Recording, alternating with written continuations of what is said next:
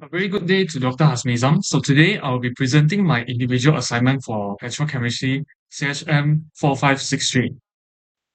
So this is the overview for my presentation slide. Feel free to pause and take a closer look.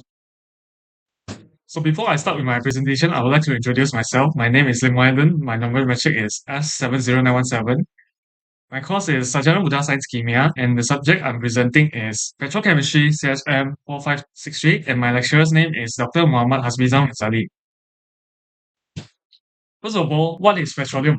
So, petroleum is a liquid which forms naturally in rock formations, which consists of a complex mixture of different molecular weights of hydrocarbons, plus other organic compounds. Some petroleum produced chemical compounds are also obtained from other fossil fuels.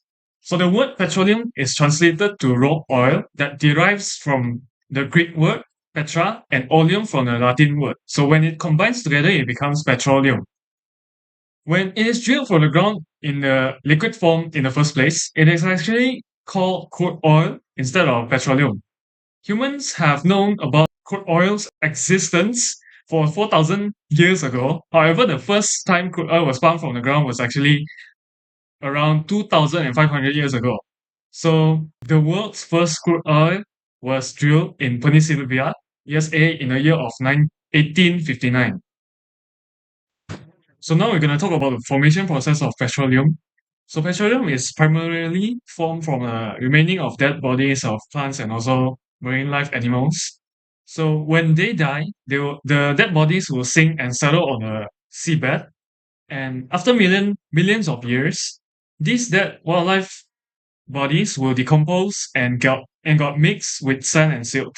So certain bacteria which helps in decomposition of the dead bodies and organic matter will cause some chemical changes and chemical reactions on the dead bodies. Whereas that consisting large amount of carbon and hydrogen was left behind. However, there will be not enough oxygen for the bottom in the bottom of the sea, will cause the dead bodies to not decompose completely. So the partially decomposed dead bodies will remain on the seabed and eventually covered by multiple layers of sand and silt.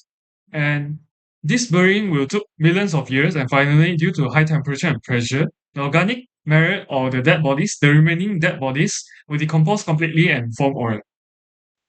So now we're going to talk about the types of fossil fuels that can be formed from crude oil. So first of all is liquid petroleum gas, which is widely used in industries.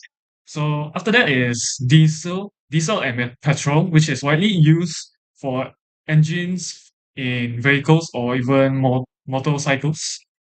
After that is kerosene, which is widely used as a fuel for jets. And then after that is lubricating oil. So lubricating oil plays a crucial role in reducing friction, wear, and also tear in machinery and engines. So it is widely used in mining and constructions where equipments such as drills, crushers, bulldozers. So lubricating oil managed to help the highly stressed and loads machines to endure those frictions, wears, and tears. After that is paraffin wax. So paraffin wax is a versatile substance derived from petroleum, which has a wide range of applications due to its properties like low melting point, impermeability, and ease of manipulation. So, paraffin wax is widely used to make candles because it has the ability to burn cleanly and its availability in various forms, making it ideal for creating both decorative decoration and functional candles.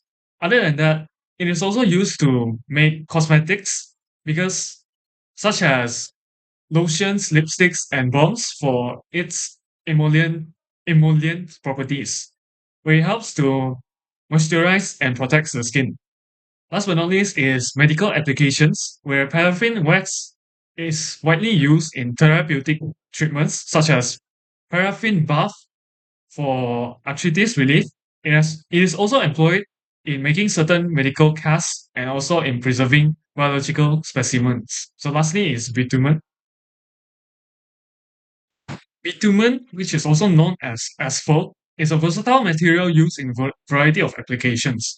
For example, road construction, where bitumen is most commonly used in construction, where it is mixed with aggregate materials such as sand, gravel, and also crushed stones in order to create asphalt concrete, which forms the surface layer of road and highways. After that is roofing, where bitumen is a key component in roofing materials, particularly in the form of asphalt shingles or roofing felt, where it helps making the roofs waterproof and weather resistant.